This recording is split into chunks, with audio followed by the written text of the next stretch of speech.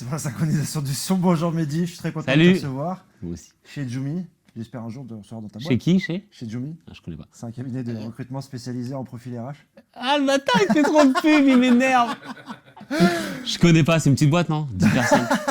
Je connais pas. C'est une boîte qui fonctionne très bien. Ouais, je les Je suis connais. content de te recevoir aujourd'hui pour parler un Moi petit peu de recrutement. Et notamment, je fais pas mal de vidéos sur qu'est-ce que peut devenir un recruteur après le recrutement. Ouais. Chef d'équipe, monter sa boîte, Ouais. développeur advocate. Je reçois plein de gens, je pose ces questions-là. Et je trouvais ça intéressant de te rencontrer aujourd'hui, parce que tu as monté un cabinet. Tu as Ouais. peut-être des choses intéressantes à dire sur le sujet, Ouais. et des conseils à donner à des gens qui voudraient monter leur cabinet le lendemain. Et, Non, il y a trop de cabinets. il y a trop de cabinets. Donc, je donnerai pas de conseils pour monter des cabinets, mais ouais. Non. Après, il n'y a pas beaucoup de choses à faire après la vie en cabinet, ouais. Ouais.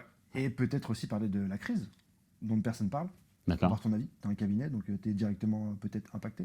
Ok, Peut-être des on commence enfants, par etc. quoi? On commence par toi. T'es qui, Mehdi? Comment t'arrives au recrutement? C'est quoi ta... Par hasard. C'est vrai? Par hasard. Comme tout le monde me Ouais, dit ça. comme beaucoup de gens. Bah, le recrutement, c'est un peu, c'est un métier qui C'est la est cour des accessible à, qui est accessible à tout le monde. C'est un peu comme les coachs sportifs, les Ouais. agents immobiliers, Ouais. les Instagrammeuses ou les Instagrammeurs. C'est un métier qui il n'y a pas de barrière à l'entrée. Ouais. Il suffit de s'intéresser au sujet, de parler français, d'avoir un téléphone, une connexion internet. Donc malheureusement, on se retrouve vite dans un océan rouge Ouais. de recruteuses et de recruteurs. Ça fait qu'on est beaucoup.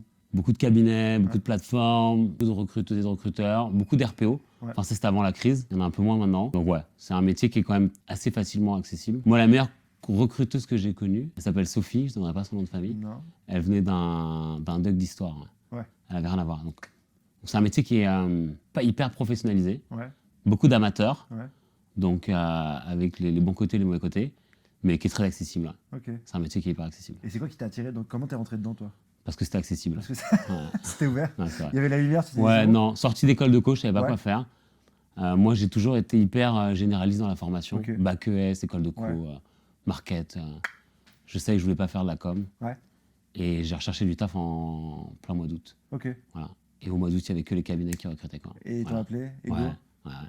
Ils m'ont dit, t'aimes bien parler, t'es bavard, allez, viens Ouais. faire du recrutement. Ouais. Aucune appétence pour la tech, Ok. ni le sourcing, non, rien de spécial. Ça, c'était le Mehdi d'avant, ça.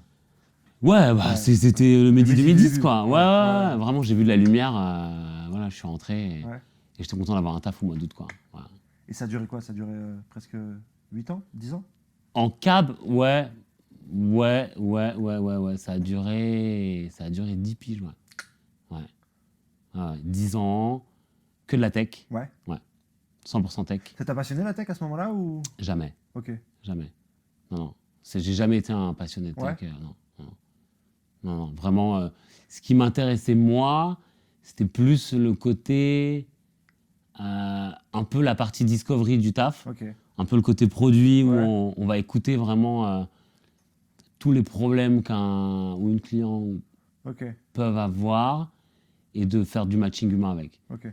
Donc, en gros, j'imagine que je pourrais le faire sur d'autres métiers, mais là où moi, on est venu En fait, c'est un peu comme le service militaire, quoi. Du Ouais. coup, je cherchais une occupation pro. Ouais. On m'a dit, mets-toi sur la tech, mais j'étais pas passionné de tech. Ok. Donc, comme quoi, on T'as peut vu- recruter sans... T'as vu qu'il y avait un challenge? Ouais, Qu'il y avait une problématique et tu t'es dit, ouais, moi Ouais. j'ai envie de la résoudre, que ça soit tech ou au final chirurgien, toi c'était. Ouais. Ok. et en fait, j'ai très vu que le monde des cabinets était vachement trusté par les sales. Ouais. Donc, en fait, on a mélangé un peu deux types de professions, les recruteurs et les commerciaux. Ouais. Et du coup, ce qu'on appelait à l'époque, je sais pas si ça existe encore, le recruteur ou la recruteuse 360, Ouais, c'est ça, ouais. Ouais, voilà, où tu faisais tout, quoi. ouais c'est ça. Donc, t'étais au four et Tu au poses des moulin, annonces, ouais. ouais. Tu Tu le poses des CR, annonces, tu cherches tes clients, Ouais. tu sources, Ouais. tu recrutes, tu onboard, Ouais. tu t'occupes de l'offboarding, tu dois remplacer quand la fameuse période de garantie. Ouais. Et du coup, c'est un espèce de profil hybride, pour être Ouais, c'est poli, ça. quoi. Ouais, c'était un sac Très pour tout, bâtard, quoi. ouais, C'était un sac ouais. pour tout. Ouais. Et en fait, on se plaignait, et on se plaint encore beaucoup des recruteuses et des recruteurs. Ouais. Mais comment tu veux bien faire ton taf quand tu dois tout Ouais. faire? Tout faire. Et ça, tu l'as vu pendant cette expérience-là, pendant Pendant ces 10 ans. Ouais. Ouais.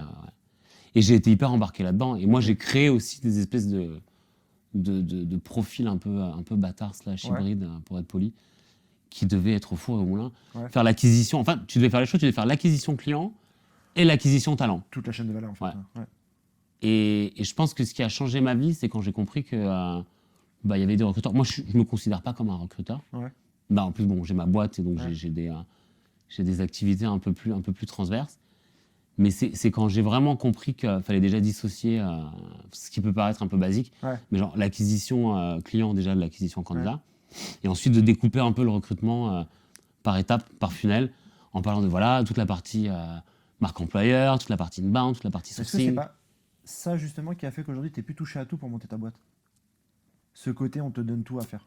Non, j'ai monté ma boîte parce que j'aimais pas ce que je vivais. Et j'aimais pas ce que je faisais vivre en cabinet. Cabinet à l'ancienne, c'est quoi? C'est Ouais, à l'anglaise. costume, ok. Ouais, à l'anglaise, ouais. Donc à l'anglaise, c'est surtout c'est que tu fais tout. Tu fais tout. Il y a des bons côtés. Ça te donne confiance. Tu te dis demain je peux le faire en fait, puisque j'ai tout fait. Ou pas du tout. Ouais, alors ça frôle un peu l'arrogance de se dire je vais faire mieux qu'eux. Mais c'est un peu l'idée, je pense que... Je vais faire pour moi en tout cas, pas mieux qu'eux. mais Ouais, pour moi. je veux pas être dogmatique, mais la plupart des gens qui ont créé leur cab ou qui créent leur cab ou qui continuent à créer des espèces d'entités de recrutement, c'est parce qu'ils pensent qu'ils peuvent faire mieux. Moi, c'était juste que je vivais mal cette situation de tout faire. Ok. Tout faire. Et forcément, le recruteur de cab, il fait vivre une expérience candidat qui est horrible. Ouais. Il fait de l'acquisition en masse, On parle il pas a un d'expérience côté candidat, bourrin. ouais. Il dit qu'il fait du gros, mais il a juste une licence LinkedIn Pro. Ouais. Et il bourrine d'emails. Derrière, il récupère quelques miettes de mots booléennes et tout. Et derrière, sur une 20-30aine de jobs, parce que c'est ça un peu en cab, tu as à peu près 20-30 jobs à gérer. Nous, maintenant, on est à 3-4 par mois par personne. Ouais. Là, à l'époque, on était à 20-30. Et dedans, tu arrives à faire 3-4 recrutements. Ouais. Ce qui est un ratio de merde, Ouais. mais qui, toi, en tant que recrutement et financièrement, te donne raison et te donne confiance un peu en ton business. Tu dis que t'es bien, quoi. Ouais. Mais non, il y a des dommages collatéraux de ouf. Ouais. Tu fais jamais de retour négatif. Ouais. Tu oublies grave des gens qui t'ont répondu sur des trucs. Du moment où ton projet de recrutement il est terminé, tu dois passer au prochain, quoi. Ouais, c'est ça. T'es dans le delivery, t'es dans la supply tout le temps. Puis ça dérangeait personne. Hein. Moi, j'ai déjà passé des entretiens. Bon, si t'as pas de réponse au bout de X temps, tu te dis même pas que c'est la faute du recruteur. Tu dis que c'est toi, c'est que. Ça marche pas, quoi. T'es dans un. Donc, ça, c'est le postulat. Ça, c'est un peu ce que l'Angleterre, le UK, les boîtes anglo-saxonnes ont fait au recrutement. Ouais. Elles ont apporté un truc super bien que tous les gens qui sont passés dans des boîtes par lesquelles je suis passé ont appris, c'est le closing, le process, vraiment toute l'interview à l'anglais. Ça, c'était génial. Et derrière, tu as tout le côté volumétrique qui fonctionne pas, qui fonctionne plus dans le recrutement. Là, aujourd'hui, c'est plus possible. Non. Non. Et je le vois que la nouvelle génération qui arrive et qui commence à faire du recrutement, ils ont plus du tout la même mentalité que nous. Non. Ouais. Mais c'est tant mieux.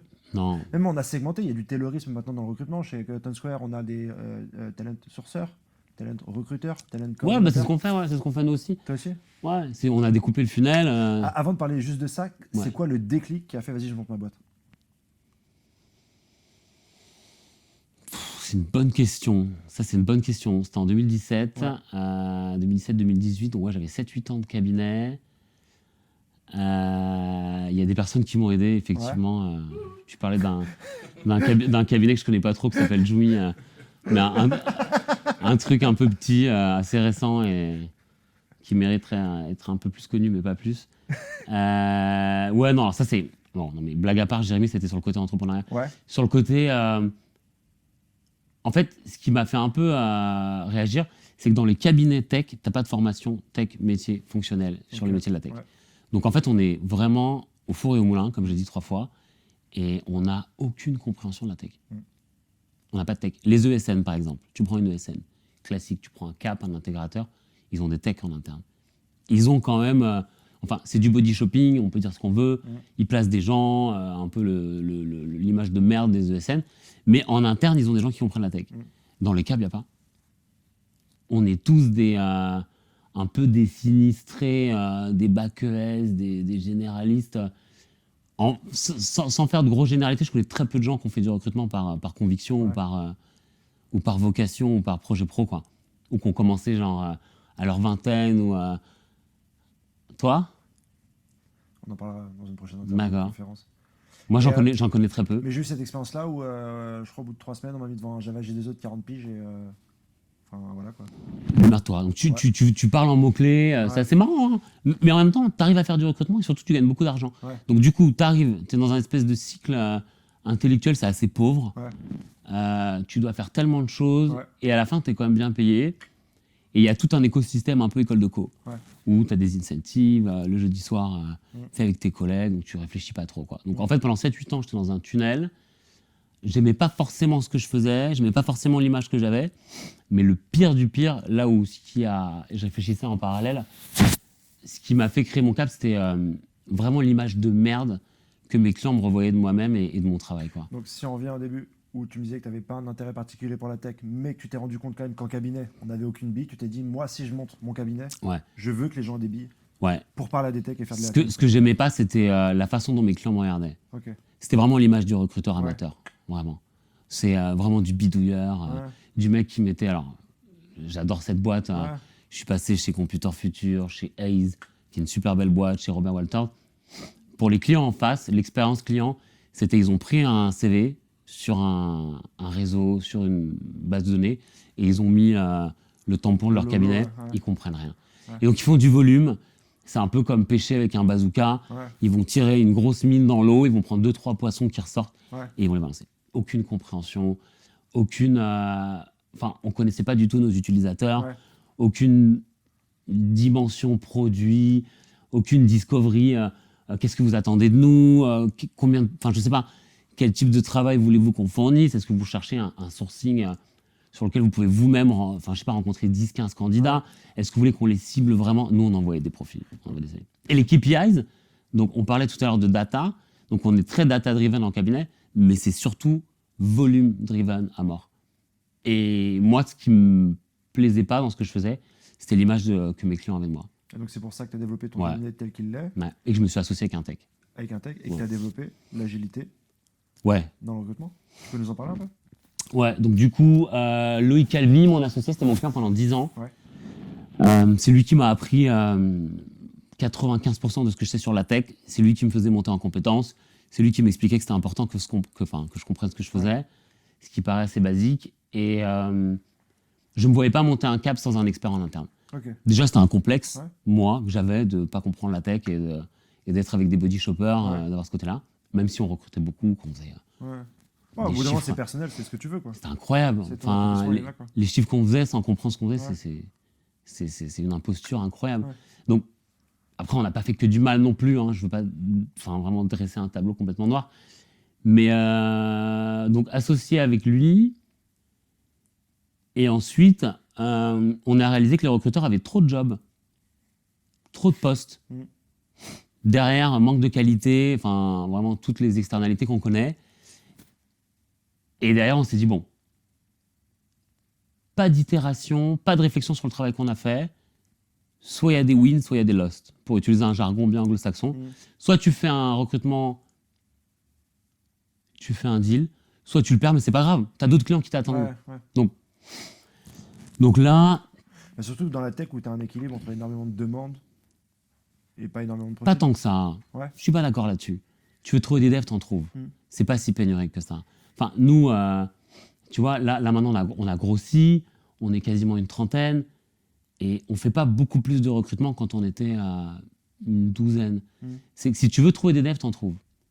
C'est comment tu les approches, ce que ton client attend de toi en termes de volumétrie, en termes d'envoi de CV. Et surtout, c'est combien on te confie de projets de recrutement. Mm. En fait, un recrutement, c'est un projet, c'est un client qui attend de toi. Nous, on travaille qu'en exclu. Mm. Donc voilà, Bluemaze, on a décidé, on ne prend que des postes en exclu. Voilà. C'est assez dur, on se met beaucoup de clients à dos. Certains vont recruter sur des plateformes, ils nous disent non, mais c'est pas vraiment un concurrent. On arrête, on est assez clivant là-dessus. Mais derrière, chaque recruteuse ou chaque recruteur chez nous a 3-4 projets de recrutement. Ok. On fonctionne par sprint, donc pour parler d'agilité. Ouais, c'est ça. Donc, on n'accepte aucune demande de recrutement pendant la semaine. On démarre le lundi, on fait un sprint planning. Et surtout, on essaye de gérer le stress et la tension que les recruteuses et les recruteurs peuvent avoir. Ok. C'est ça, c'est ça la tension. Nous, on a fait un livre blanc sur les galères des recruteurs. Et j'ai l'impression que Alors, il y a les recruteurs, en plus, il y a les head of qui doivent faire des roadmaps de recrutement et qui ont des objectifs incroyables. Et en plus, quand on est en cab, on a vraiment une vie super stressante, mais on gagne beaucoup d'argent. Mm. Tu vois, au moins, on a ça pour nous. Ouais. On n'a pas la reconnaissance fonctionnelle, les gens ne nous considèrent pas, nous voient comme des body shoppers. Mais oui. Enfin, c'est quand je te disais que Le recrutement, c'est accessible à tous. C'est un peu comme le métier d'agent immobilier. C'est que sans connaître le marché, tu peux faire des payes à 10-15 000 euros. Mais sans connaître le taf. Sans savoir ce que c'est qu'on en parlait d'une architecture hexagonale ou du clean code ou les concepts. Ou du principe solide. Mais donc, du coup, là-dessus, il y a un problème. C'est l'amateurisme.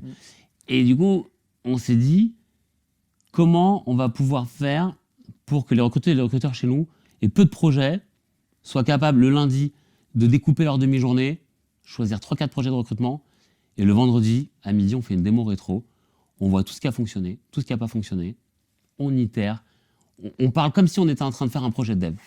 Voilà. J'ai dit que là, j'avais besoin de 2 demi-journées pour recruter, trouver 2 talents sur ce poste-là. Pourquoi ça n'a pas fonctionné? Et on discute. Et c'est un espèce... Alors, c'est un peu la cour des miracles parfois. Tout le monde s'épanche. On va se dire, putain, là, ça m'a saoulé. Les Ruby, c'est super compliqué. Python... Ruby on Rails, personne devrait, je sais pas, des langages fonctionnels comme Go, comme Python. Personne devrait recruter sur ces postes-là. Et donc, il y a un espèce de pugilat. Mais ça, c'est la démo. Mais après, il y a la partie rétro où là, on voit. Et chaque semaine, on s'améliore. Et ça, c'est un vrai kiff.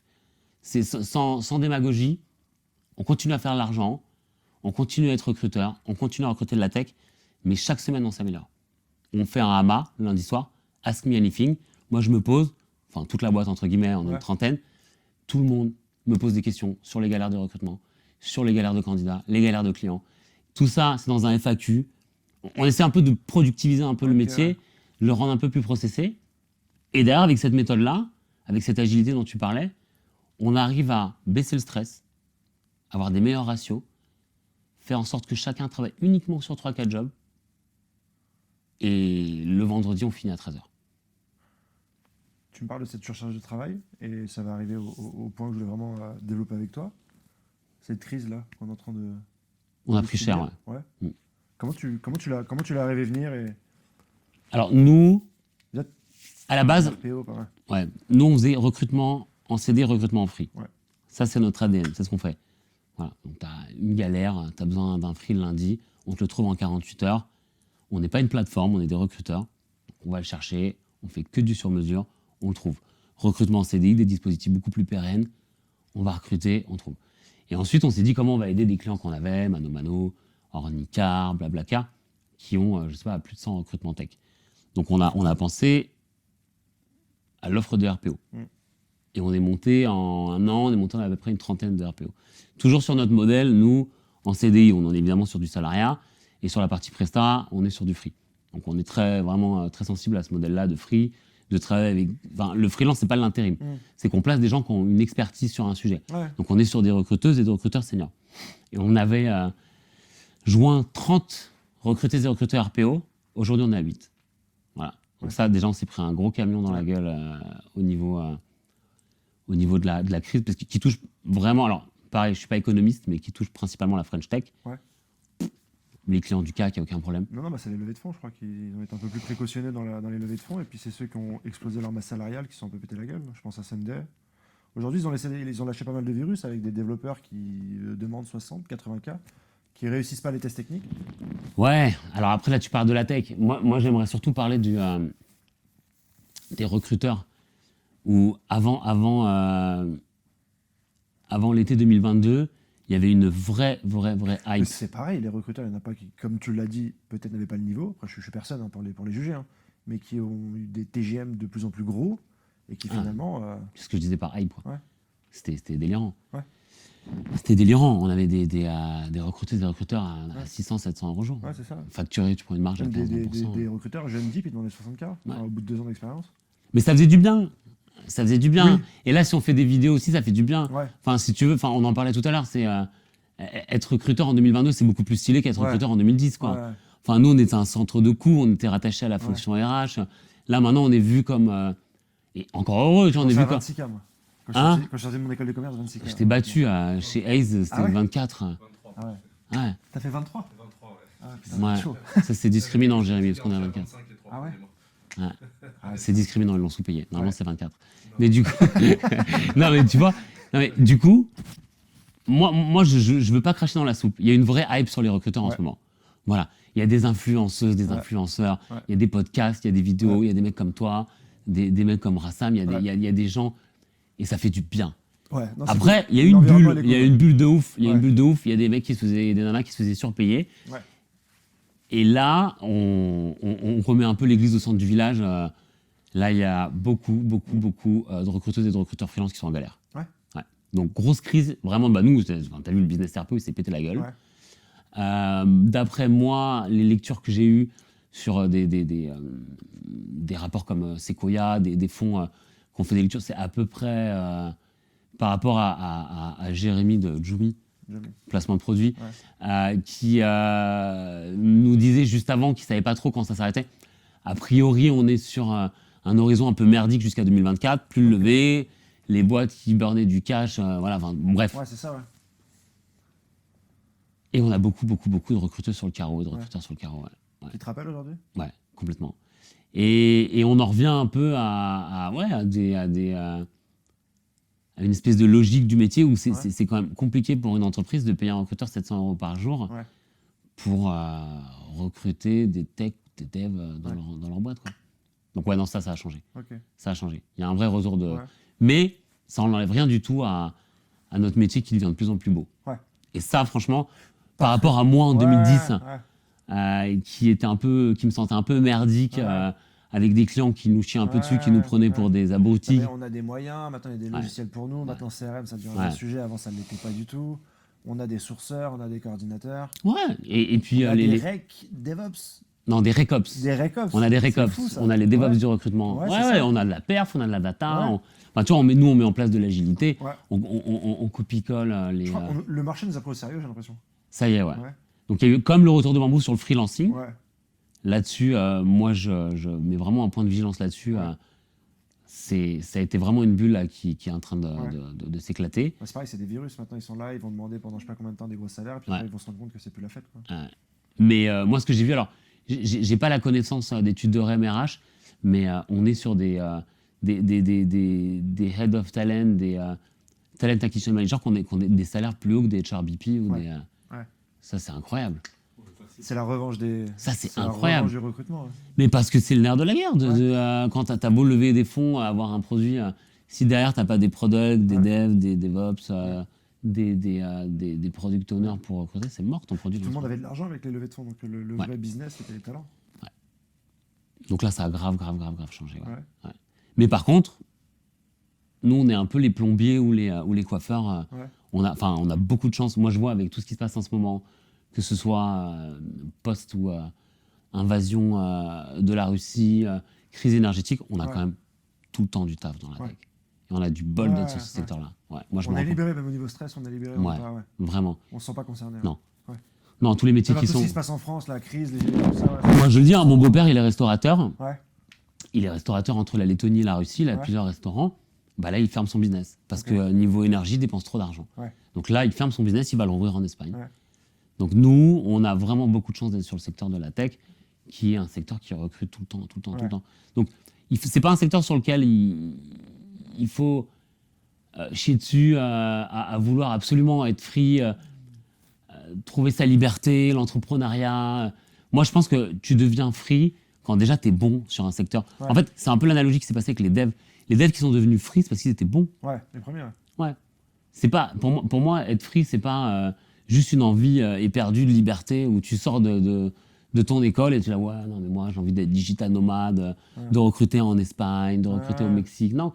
Déjà, tu deviens free parce que tu as une expertise. Sinon, c'est de l'intérim. Et les RPO, pour moi, je vais être peut-être un peu dur, mais pour moi, les RPO, c'est de l'intérim. C'est des bras en plus, quoi. C'est pas une solution pérenne.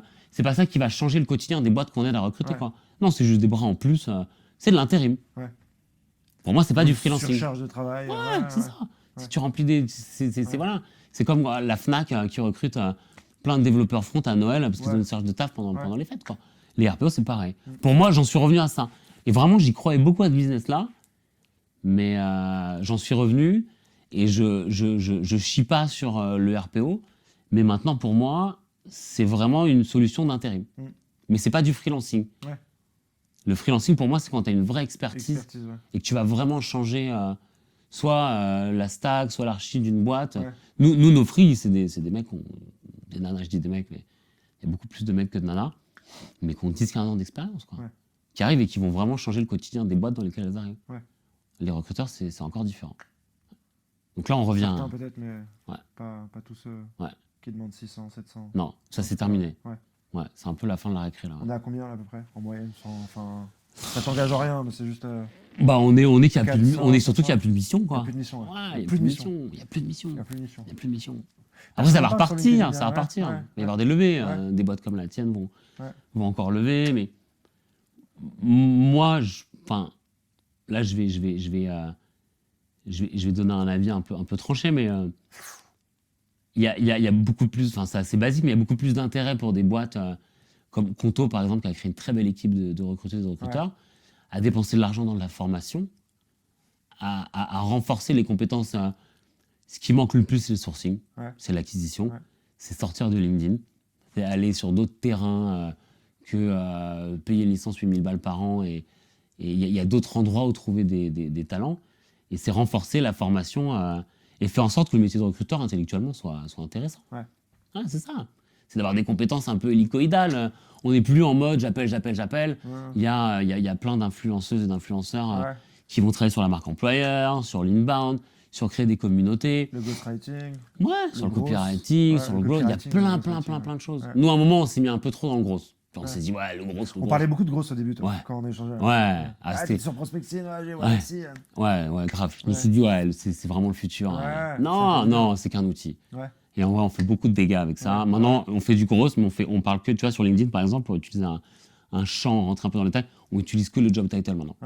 Terminer les booléennes un peu chelous, où on a écrit au CTO d'Hermès qui faisait de la QA il y a 20 ans, on lui a proposé un poste de QA. Alors que c'est mon client, il m'a dit, mec, qu'est-ce que tu fais? Donc ça, on en est revenu.